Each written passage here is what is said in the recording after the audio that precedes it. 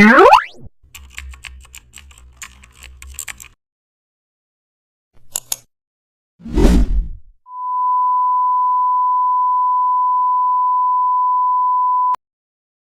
back to the channel. Don't forget to like, share and subscribe for more updates.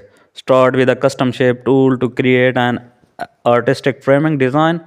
Choose a curved amendment frame shape. Position it around the center area. Scale it until it frames the composition nicely. Duplicate one side for symmetrical balance. Flip the duplicate horizontally. Now lower its opacity for visual softness and add a warm gold-like feel to the main frame. Apply a fine stroke to enhance details. Align both sides accurately. Add a soft shadows to lift the main frame. Adjust blending for luxury feel. Fine-tune spacing around the frame edges. Smooth harsh corners for elegance. Approve once the framing feels both